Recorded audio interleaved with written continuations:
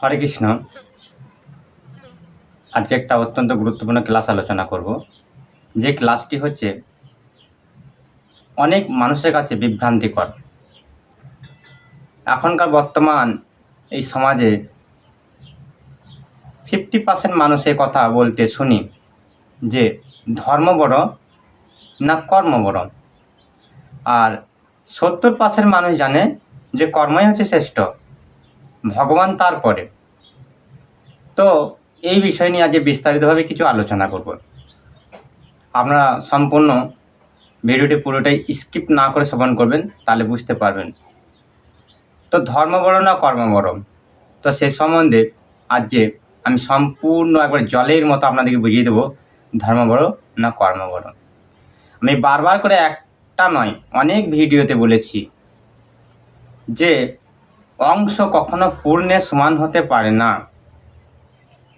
তো যেসব ব্যক্তিরা কর্ম কর্ম বলে অনেক বড়াই করে যে কর্ম না করলে কোনো কিছুই নেই, কর্মর আগে ধর্ম নয়, কর্ম না করলে খেতে পাবো না, কর্মই হচ্ছে শ্রেষ্ঠ, তারপর আপনি যা করবেন করুন, এরকম বিভ্রান্তিকর অনেক ব্যক্তির কাছে শোনা যায়।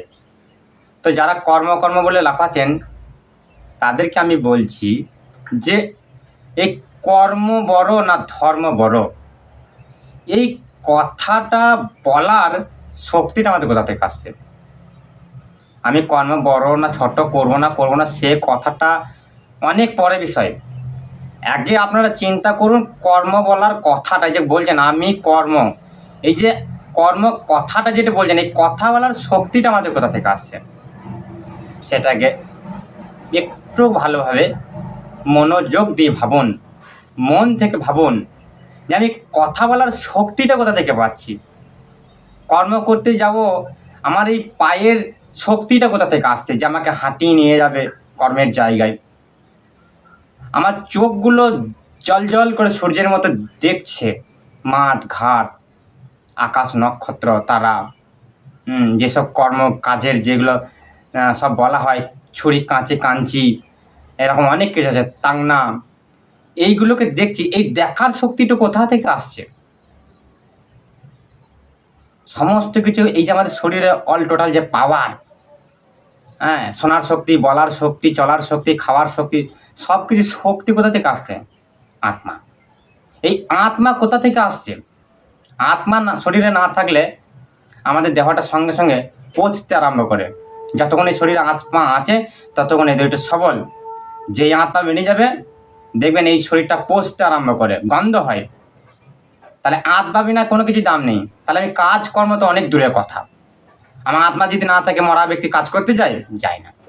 তাহলে এই আত্মার আছে বলে, তাহলে আত্মাটা হচ্ছে সব থেকে সর্বশক্তি। আবার আত্মা এত শক্তিমান কোথা থেকে? পরমাত্মা থেকে, তাই না? তাহলে এই আত্মা উৎপত্তি কোথা থেকে সেটাকে ভাবতে, শুধু কর্ম কর্ম বলে লাফালে হবে না। একটা পরশমণি পাথর, আপনাদেরকে এক্সাম্পল দিচ্ছি। একটা পরশমণি পাথর, ওই পরশমণি পাথরের পাশে যদি কোনো লৌহ থাকে, সেটা জন্মান্তরে ওই লোহা হয়ে জং ধরেই নষ্ট হয়ে যায়, তার কোনো দাম থাকে না, কেউ ছয় না তাকে। কিন্তু সেই লৌহটি যখন পরশমণিকে স্পর্শ করানো হয় বা পরশমণির কাছে যে এবার স্পর্শ হয়ে যায়, তখন সেটা সোনা রূপান্তরিত হয়, তখন তা কোটি কোটি টাকা দাম। তো ঠিক এই যে কর্ম কর্ম বলে যারা লাফাচ্ছেন, কর্ম তো তখনই শ্রেষ্ঠ যখন সেটা ভগবত সেবাত নিয়োজিত হবে বা কৃষ্ণকে উদ্দেশ্য করে যে কর্মগুলো করব, সেই কর্মটা হলো শ্রেষ্ঠ। তাহলে কর্ম আমাদের অবশ্যই করতে হবে, যেহেতু আমরা বদ্ধ জীব, এই ভব সমুদ্রে এসেছি আমরা বদ্ধ জীব, আমাদেরকে কর্ম না করলে খেতে পাবো না, আমাদের কর্ম করতে হবে, সব কিছু করতে হবে। তা বলে এই নয় যে কর্মের মধ্যে জীবনটা উৎসর্গ করব, আর কিছুই জানি না, কিছুই নেই, সব কিছু অন্ধকার, না, ভুল। কর্ম শুধু করলে হবে না, কর্মটা যিনি পূর্ণ বা যিনি পরশমণি পাথর, তার সঙ্গে অ্যাটাচ করিয়ে আমাদের ধন্য হতে হবে। আমাদের কোটি টাকার দাম, যেমন একটা লোহকে পরশমণি দিয়ে যেমন স্পর্শ করে দিলে কোটি টাকা দাম হয়, তেমনি আমাদের এই কর্মটা কৃষ্ণ একটা পরশমণি, সেই কৃষ্ণের সঙ্গে অ্যাটাচ করবে, তখন এই কর্মটা পারমাত্মিক লাভের সর্বশ্রেষ্ঠ হয়ে যাবে। আর নাহলে যারা গাধার মতো পরিশ্রম করছে, তারা, আমি বলবো, তারা ব্যথায় অযথা সময় অপচয় করছে শুধু। সময় অপচয় মাত্র। কেন না সেই কর্মটা কোনো দাম নেই, কিন্তু সেই কর্মটা সেই যে গাধার মতো পরিশ্রম করছে, এই কর্মটা যখনই কৃষ্ণের সঙ্গে অ্যাটাচ হয়ে যাবে তখন এই কর্মটা শ্রেষ্ঠ হয়ে যাবে। তার জন্য মহাপ্রভু বললেন কৃষ্ণ কর্ম করো, জীবে দয়া করো আর হরিনাম করো। তো এই হচ্ছে কর্ম। কিন্তু আমরা শুধু কর্ম করে লাফাই। কর্ম তো অবশ্যই করতে হবে, সাধুগুলো বসে কি কর্ম করে না নাকি? দিন রাত 24 ঘন্টা, ভোর 5টা থেকে একবার সন্ধ্যে 6টা অবধি শুধু কর্মই করে যাচ্ছে। একটু যারা উন্নত মানে তারা শুধুই ভগবানের সেবায় ব্যস্ত, একটু যারা নিচু স্তরে তারা মাঠে ঘাটে চাষ করছে। আমরা তো অনেক কিছু করে বেড়াই, তা সেটা কর্ম নয়। কিন্তু কর্মটা কৃষ্ণ কর্ম দিয়ে মধ্যে আমরা শ্রেষ্ঠ করে রেখেছি, আর আপনাদের কর্মটা অধম বা নিকৃষ্ট করে রেখেছেন। তাই সবসময় জেনে রাখবেন, ধর্মই হচ্ছে শ্রেষ্ঠ, তারপর কর্ম। কারণ ধর্ম না থাকলে কর্ম আসবে না, কর্ম না থাকলে মানুষ আসবে না, মানুষ না থাকলে কোনো কিছুই নেই, সব কিছু শেষ। সব কিছু সৃষ্টি হয়েছে ভগবানের কাছ থেকে। বোঝা গেল? তো হরে কৃষ্ণ।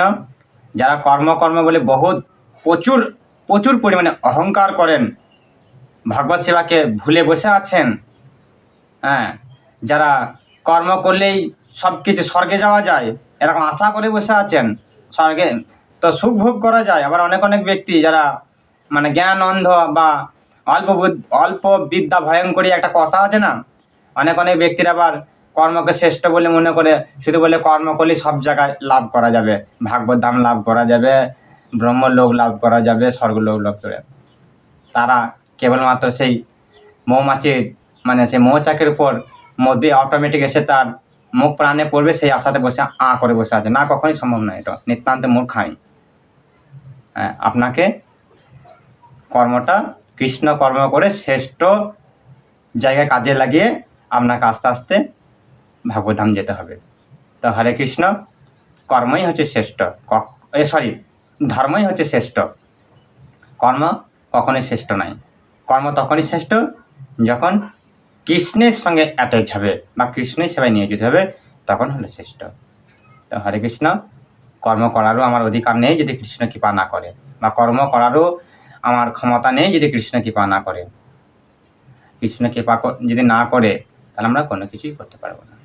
তো আপনারা যারা কর্মকে ভাবছেন শ্রেষ্ঠ আর কৃষ্ণকে ভুলে আছেন, তারা অবশ্যই যত তাড়াতাড়ি সম্ভব আপনাদের কৃষ্ণকে গ্রহণ করুন আর কৃষ্ণের মধ্যে দিয়ে কর্ম করুন।